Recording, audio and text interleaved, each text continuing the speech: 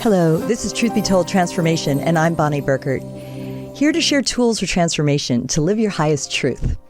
One thing that's true for me is that I love following the seasons. Even though I live in Southern California and we don't really have major change of the seasons, we have a change of light. And it's so interesting to look at what our forefathers, our ancestors, how they followed that. So, to talk about that subject today, I have invited an author who's written a beautiful book on just that, the Wheel of the Year, and what that means. So, welcome to you, Raechel Henderson. Thank you for having me, Bonnie. This is, I'm really excited to talk about this. Oh, yeah, absolutely. Thank you, Goddess with the pink hair. For those of you listening that aren't on YouTube, Rachel's rocking some really righteous pink hair because, you know, pink goes with everything, to quote the Barbie movie. Because, you know what? I bring up the Barbie movie every show all of a sudden. It's this new thing of mine. But anyway, we're bringing back to traditions, right, Raechel? Yeah, that's I've always enjoyed, like you said, following the Wheel of the Year, following the seasons. And I feel that we've traditionally and in the past, our ancestors had a lot to do with following the seasons. Seeing they, had the harvest, would bring it in. It had to support them throughout the winter, and then spring would come, and the whole cycle would start over anew. And so that's always fascinated me. And I have found that I think a lot of people these days in modern society really want that kind of stability, that kind of connection to nature that we used to have, especially with things like daylight savings time now and having our lives being ruled by clocks and by calendars, that it's nice to have that connection to the greater world around us. Yes, I couldn't agree more. And I think that, when I was, before Raechel and I came on to the show, I did a little pre-call and we were saying, let's start with Yule, the dark time of the year. And so what I wanted to share about that is my recognition around the holiday time and thinking about traditions. And I've said this in past episodes talking about Yule, or, the holiday, is looking at, I lived overseas. And so in Austria and Germany, they would have certain traditions. And I started to look into holiday traditions. And then I started to have the realization around the lights that are a big part of the tradition, right? And of course it makes sense that we've got more lights, candles, tradition around the candles, like the wreath with candles on it. Leading up to the longest night, shortest day of the year. Of course it makes sense. It's the dark time of year, so we're putting lights out and using different forms of light as a celebration of the season. Oh, absolutely. That harkens back to this time, not only a time when our ancestors didn't have electricity, so they were dependent on candles and fires and the like to keep them warm and keep things illuminated during the dark time of the year. Right. But also it is a attempt, it's calling back the sun. So Yule happens during the longest night of the year when the day is the shortest. And that is like the epitome of, okay, everything is darkest before the dawn. Oh, I and love so that. Yeah. You would have Yule celebrations. You want to bring in light. You want to bring in as much illumination as you can to sort of remind the sun, hey, it's time to come back. And so, you see that in the electric lights that you see on trees. You see that in the Heidi, where they use a lot of candles for coziness, in fireplaces, and all of that, where we're all just kind of calling back the sun. We're all saying, okay, we're done with all of this, the dark time of the year. We want spring to come back in that renewal. No, it's really wonderful. So listen, before we get into some of those ideas specific to the seasons, and like I mentioned, I definitely want to talk about Yule. Let's talk about the Wheel of the Year. Why don't we let people know that may not understand that concept of what that means? Oh yeah. The Wheel of the Year is a fairly modern concept that pagans and Wiccans sort of cobbled together out of various other pagan festivals from ancient times. Most of them are either seasonal things like the solstice, midsummer, and then the two equinoxes. And then mingled in there and sprinkled in there are four Celtic bonfire or fire festivals. So it's eight, what they're called sabbats, and there's eight of those, and they go in a circle around the year. And people, pagans, Wiccans, witches who celebrate the Wheel of the Year, well, each Sabbath has its own themes, its own ideas of what that brings in, what kind of energies that brings into your life. And that helps kind of set it's like a calendar, but it's a calendar that is tied to the natural world as opposed to one where somebody just decided this is how many days are going to be in a month. This is how many, months in a year and that, the like.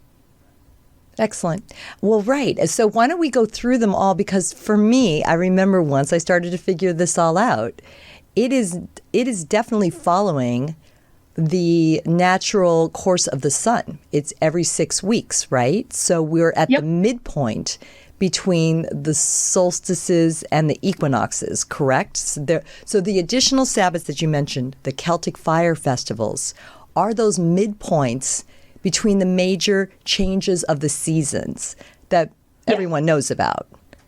But there's like a mid-season recognition, acknowledgement that you, in your book, as we're talking about ways to create in our home and acknowledge this, why don't you go through? So after Yule, December, the winter solstice, December 20th through 22nd, depending on the sun, depending every year. Mm-hmm. So why don't you take us around the Wheel of the Year from there? Okay, so you have Yule, which is the start of the new year. After that is Imbolc, which is the Celtic Fire Festival. Imbolc means ewe's milk, and it was the time when sheep were starting to give birth. Then after that, wait, I want to jump in. February 2nd or so? February 2nd. Yes, so again, 6 weeks, right? So it's every 6 weeks. Go ahead. And then you have Ostara, which is the spring equinox. And that is, Ostara is the basis, a lot of the ancient celebrations of that and symbols were co-opted by Christians for Easter. So Ostara falls around the time of Easter.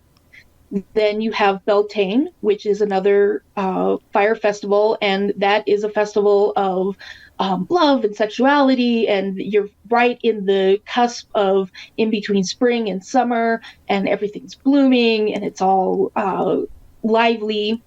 May 1st, right? That's May 1st. Yeah, maypole, right? And the dancing around the maypole, for example. And exactly.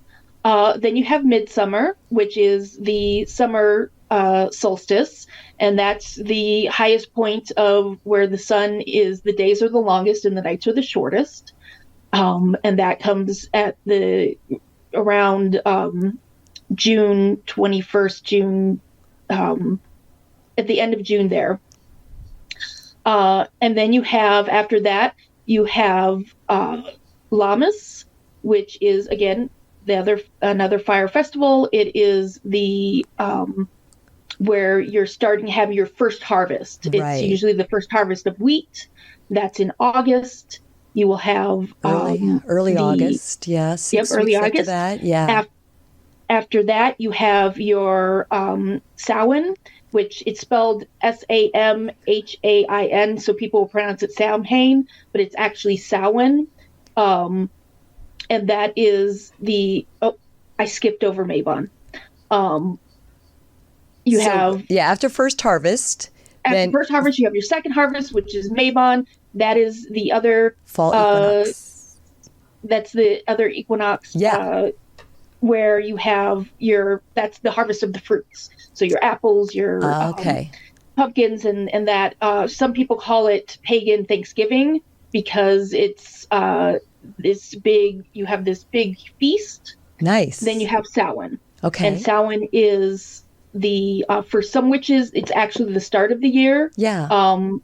Because it's the start of the dark time, and that is the harvest of the souls. Oh. And that's when you venerate and do ancestor worship, do workings with your ancestors and the like. That's really, I've never heard that reference, the harvest, because you're talking about different harvests. And one thing I'll note is that we are definitely following, I mean, that's what our forefathers did. They had to live off the land. They had farming. Right. They had animals as part of the farming, things like that. They had to hunt. So they were living off the land.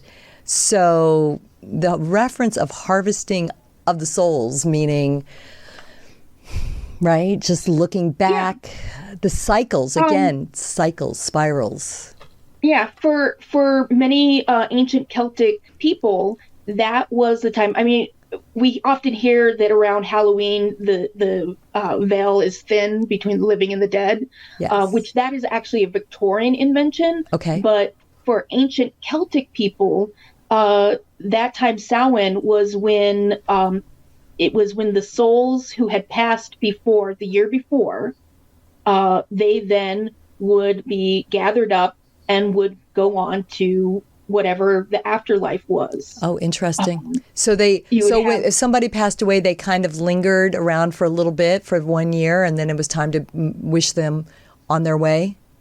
Yeah, that was when the doors would open to the afterlife, usually at these huge mounds that then the Celts, and it was a big party, and you would see your family, the souls of people who had passed before in the year previous would then go on to the afterlife. Beautiful. And that's what kind of brought this idea. The Victorians kind of latched onto that idea with spiritualism and all of that, to this idea that the veil is thin at that time of year. Yeah, I appreciate that distinction. I love the history of how we've learned all of this. No, it's super interesting, don't you think? I mean, just how it's evolved over time. And I mean, like you say, Easter borrowed from the spring equinox, right? Some of the rituals of that time, of the spring equinox. And so which is great. I mean, it's still, and then Easter can be very beautiful in its celebration of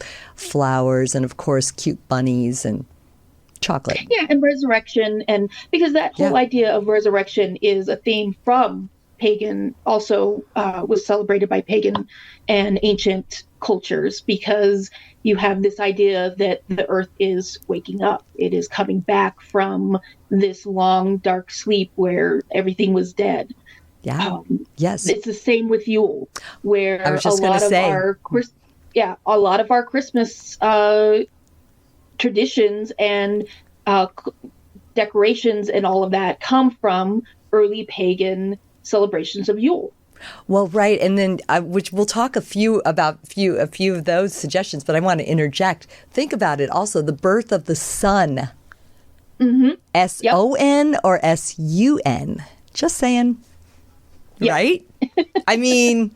No, that's absolutely true. That's when that was a deliberate action on the early Christian church to because you already had these traditions that were ancient that had these similar themes, and in order to help convert people to Christianity, they then just kind of took these Christian themes and put them on top of the pagan themes to then see, you're celebrating return, you're celebrating this resurrection of the sun.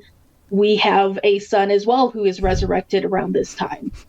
I mean, it works out great. I mean, in that way, it worked out great. Everyone wins. No, I like it though, but I want to just say some of the themes that you've sort of mentioned along the way, it's really because, again, I'm wished to give tools for transformation. And part of the tools is our thought, is our thoughts, right? And just staying steady in our thoughts. So what you just offered there about resurrection, and also with the Samhain, just sort of having an awareness around the fact that on that, let's stay with Yule right now. So on winter solstice, that is the shortest day, longest night.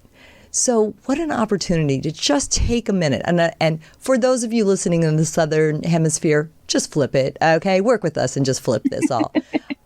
Sorry, we're very Northern Hemisphere focused. Our European ancestors did that. Just a thought, right? I mean, the rebirth, that always felt to me like the new year was solstice.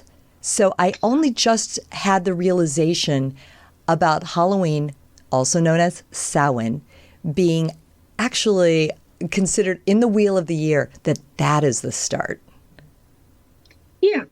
And the thing is, the nice thing about celebrating the wheel of the year is the themes give you order to your life. Yes. So coming back to Yule, it's the longest night. It is a night of reflection. It is, this whole time is, for our ancient ancestors, they stayed indoors, they told stories, they do divination to see what the coming new year and the coming year would bring.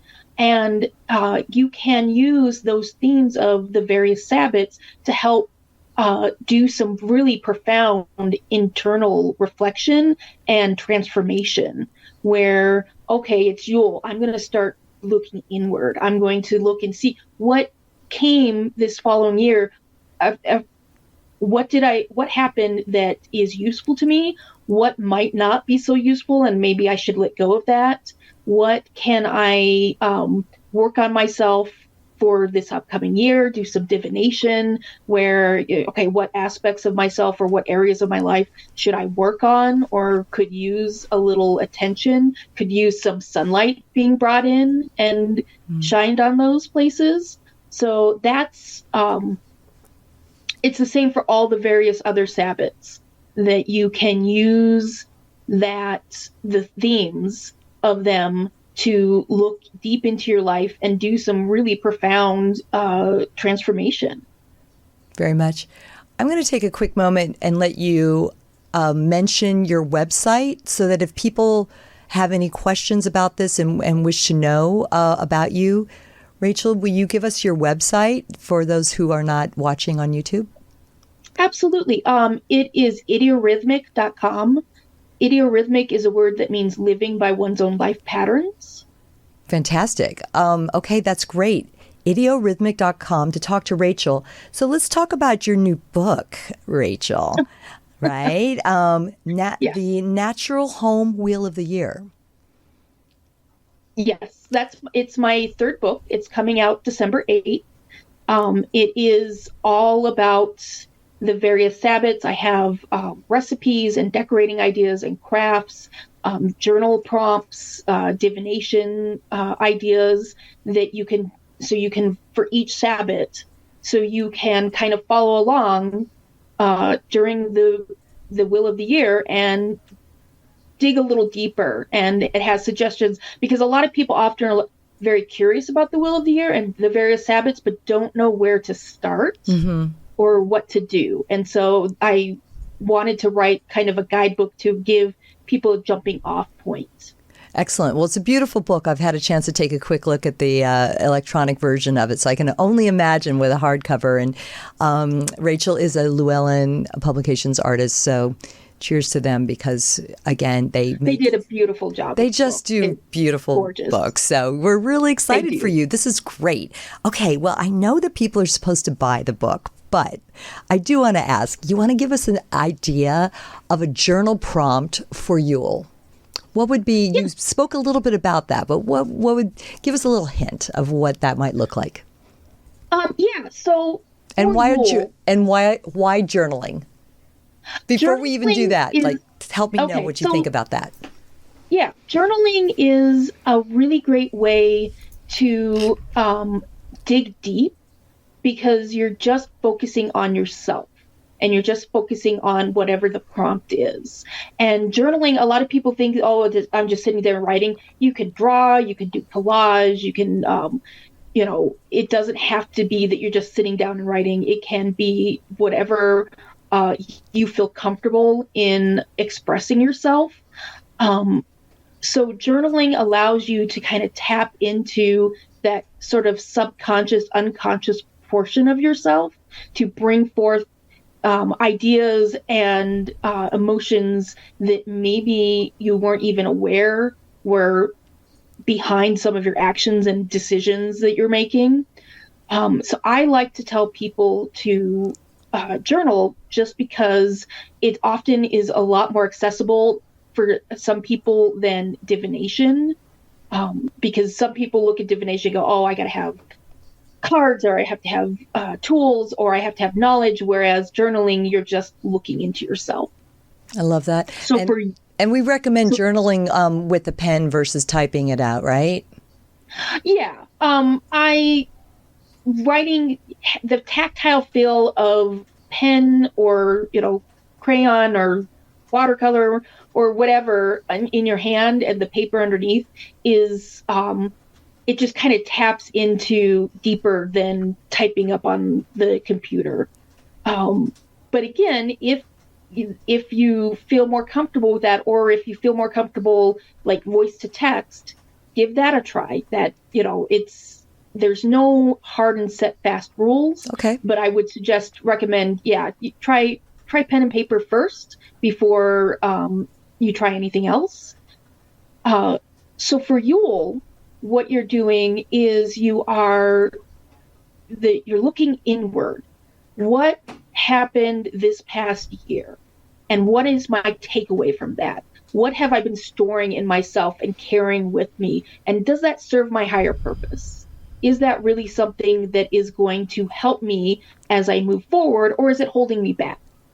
And when you're journaling about that, think about not only things that have happened, events that have happened, but how you felt about them, what your reaction was to it. You can write about dreams that you've had, because often our issues that we're dealing with will come out in our dreams. So, paying attention to that, throw that in your journal entries if there's dreams that have been recurring over the past year, and write about how am I going to, sort through it. So this is the stuff that doesn't help me anymore, and I need to let it go. This stuff that came into my life over this year, no, this is helpful. This is valuable experiences and feelings and emotions and new ways of thinking that are going to help me in the upcoming year. And so you split it into those two, and even just writing that down will often help people go, oh, yeah, I'm carrying around a lot of guilt or a lot of emotional baggage that isn't helping me anymore. I need to get rid of that. And sometimes even just writing that down will help you let that go. Thank you for the lessons you taught me, but now I have learned that lesson. I don't need you around anymore, and let it go with gratitude. Excellent. Yeah, it's journaling for me that way has provided a lot of revelations looking back. So taking my journal and looking back over the year and seeing, I don't think I've had too many reoccurring dreams. Well, no, the point is I did, and I didn't realize I was having reoccurring dreams. And it was about one particular person, coworker, and I'm like, why in the world am I am I having so many dreams about this one woman? What the hell? She bothered me so much, and I let it go. And then we ended up becoming friends. It was crazy. It's like she just irritated me so highly. And I just decided to get over that. And then eventually we were cool. Wild. All right. So Raechel, I'm going to flip it on you now. What would one journal about for the summer solstice for Mabon? Oh, okay. So, the summer solstice is all about manifestation. Okay. And all about your highest good and all of the good things that are coming in, because everything is now coming to It's like fruition. burgeoning. Yeah. Yes. And so when you're journaling for that, you're going to be journaling about what are the good things that are happening right now? Where do I need to focus to make sure that I am giving enough attention and I am aiding these good things that are happening in my life so that they will come to their full fruition. You want to focus on, abundance. Where am I getting abundance from? And abundance doesn't have to be money. It could be you have a great circle of friends. You have work that is very satisfying to you and fulfills your inner need for being present in the world and giving back to the world. Right. So that's what you're going to focus on if you're journaling for the summer solstice is, here's these good things. Here are my blessings. Where do I need to focus more so that I can make sure that when the following harvest festivals come, that I am reaping just the best, most positive experiences and emotions and thoughts and all of that into my life. Excellent. Right, exactly. So we're working with the energy, right? So the energy of winter is cozier, inward, right? Darker, longer. Restful. Right? Yep. Restful. And if you line it up with what's happening in the natural world, trees and certain animals are in hibernation. So consequently, so everyone listening that wants to play along here, just work with that. And you just gave, Raechel, you gave really good examples of the quiet, reflective time and what one can look at during the winter months and versus, flipping it over on the summer months. And that's like lassoing the energy that we have at that point. And it's also really interesting because I don't know if this is a term that would be familiar to all, but when we talked about summer solstice, you called it midsummer, right? Yeah. So, most people think, but wait, it's the first day of summer. But as we look at the wheel of the year, it's almost like the high, like there's super duper high energy right at that May 1st point, correct? Mm-hmm. Yeah. And that's where you get that Beltane energy in, where it's all just creative and juicy.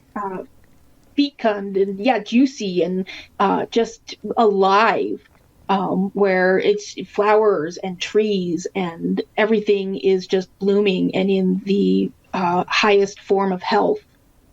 So that's all of that is, again, it's tied to the natural world. And I feel like these themes allow us to, not only when we're exploring them, but it just reminds us that we are, despite what modern society might want to tell us, we are creatures of the world. Right. And having those touchstones allow us to not only get in touch with the world, but it also slows time down a little bit. So it's not rushing so quickly, as opposed to you're looking at a calendar and you're constantly marking days off on the calendar and seeing, I only have this many days before Christmas, or I only have this many days of time to get ready before, summer or anything like that.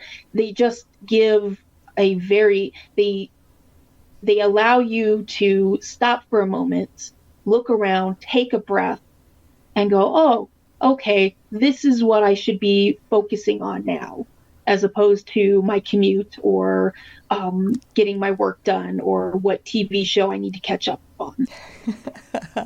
Presence. What a valuable tool for always. Exactly is what you're suggesting. All right. Now we're talking about the tools and we're talking about ritual. There's a lot of ritual in all of this. This may be getting a little nerdy, a little granular. But what comes first? The divination, the journaling, the rituals such as a lighting of the candle, setting your altar, setting. And an altar, by the way, doesn't have to be as formal as everyone thinks. I mean, an altar could just be a special this shelf, part on, on your desk, a corner of your desk where you've got some special items that help you shift. So if you were suggesting, what is your book mention, or what do you suggest? How does one get to that place of observance? If you're just starting out, I absolutely recommend journaling first. Okay. Because with the journaling, you can then come up with your ritual. Because that's another really helpful way to journal is, what would you like your ritual to look like? Because ritual is basically putting intention behind mundane activities. And when you put that intention behind it, that's what elevates it to ritual. Beautiful. So by taking the time to journal and say, what do I want my ritual to look like? And you can get as fancy or as simple as you want. It could be as simple as lighting a candle every night at a certain point in time and reflecting upon how the things have gotten darker and now they're getting lighter. It could be a full-fledged ritual where you're making offerings and you're singing songs and doing all sorts of ringing bells and everything. But journal first, and that will get you in touch to what you really want it to be. Okay. Then I recommend the ritual, because then you'll have made your ritual, and the best way to get started is to just do it. And you might feel a little weird or a little self-conscious when you first start doing it, but the more often that you engage in ritual, the easier it becomes, till it gets to the point where it's something that you do effortlessly, that you're just like, yes, this is my ritual. This is what I do at this time of the year. Divination is, if you're just starting out, divination, I would recommend, pick one type of divination and read books on it and learn about it, and then do that after the ritual, because then that can then inform what you do next. Okay. So interesting.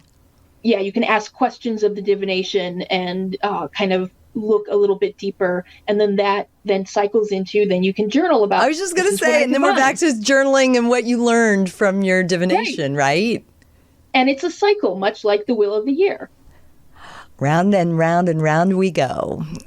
Yeah, and no, it's really, really interesting, and it's great. And again, we're talking about Christmas, and I think there's so many rituals around the Yule time of year. I think we've got that. I mean, that's what the holiday celebration is. But what you're sharing with us are ways to do this all year round. And we're giving you those little points. You know about the seasons, everyone, but there are points in between the seasons that also give us a chance. I like stretching out time. What you said, slowing down time.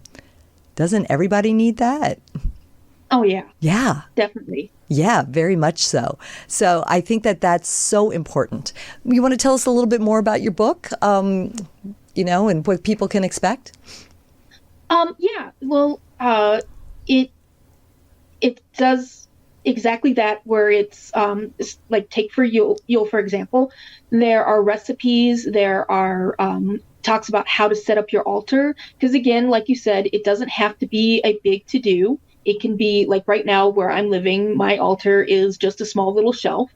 But you can do a big table to do if you want. It talks about for Yule, like what you can expect, what you should be, how you can bring more meaning into the celebration, because nowadays especially we're like coming up on Black Friday and Cyber Monday, and it's all about buy and consume. And I think that a lot of people get really stressed out about Christmas, about I've got to get all these gifts and I've got to decorate and it's got to be perfect, and you got the Hallmark Christmas movies all playing that just get you. You start thinking, well, if it's not perfect, then why even do it? Exactly. And so my book, I emphasize this idea of one, non-consumerism. So a lot of the crafts are things that you can make with stuff that you have on hand, as opposed to going out and buying things. I am really into being very environmentally sound and using what you have on hand, reusing items in a way that you then aren't going out and buying new things and you're not dumping stuff in landfills. And so there's a very much an environmental slant to the book.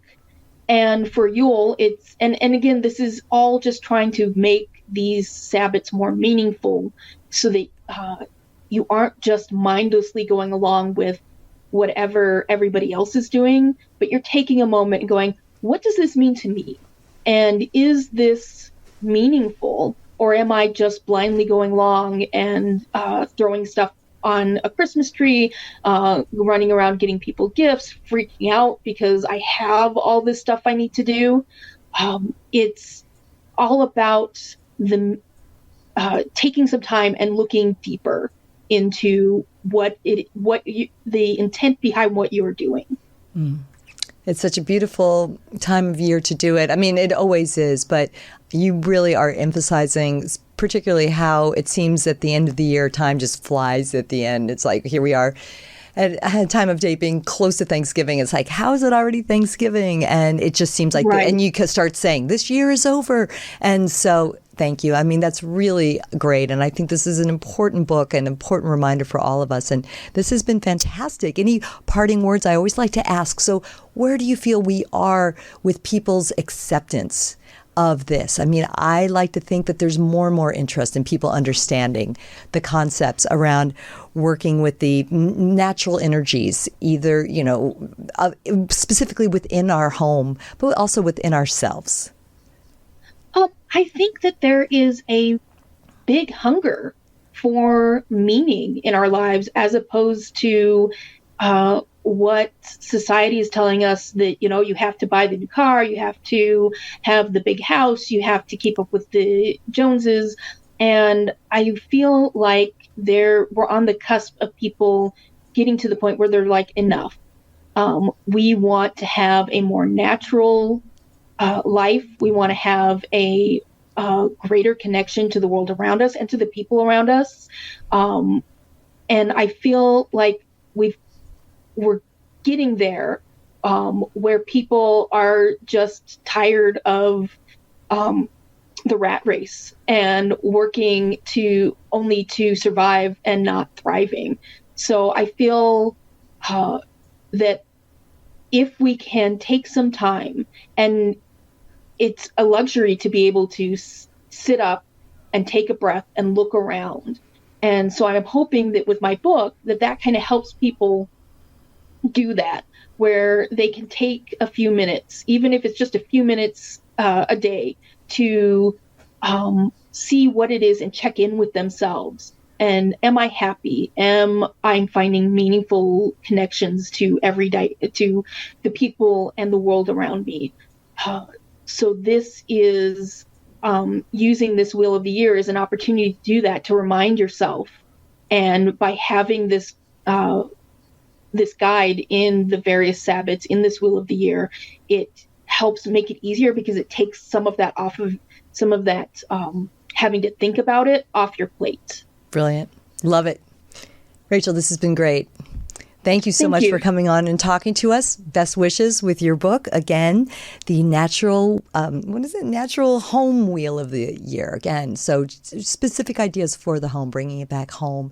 But great wisdom, both modern and as well as ancient, through our ancestors. Really appreciate talking to you. Thank you so much. And blessed. Thank you for having me. Yule, Llamas, Ostara, all of them all. Okay, come back soon and talk to us about being a shield maiden. That one I definitely need to know about. Okay. Yes, absolutely. Thank you so much for having me on. Blessed be. Bye. Bye. Hey everyone, that was so great. I just love observing the changing seasons, the changing energies of the year. That's what we're about. We're all about positive energy, lassoing the energy, understanding the ebb and flow of energy. We can't always be high, on all the time. Although we ourselves, truth be told, we are on all the time. We are on with many, many shows, a big archive of great interviews led by Tony Sweet, who has a show live on Fridays at 3 p.m. on YouTube. So please come on. He loves it when the audience gathers and talks to each other and asks some very hard questions always. I'm Bonnie Burkert, here to raise the vibe however I possibly can. I really appreciate your shares, your comments, your likes, your love. Hope to talk to you super soon. Until then, shine on.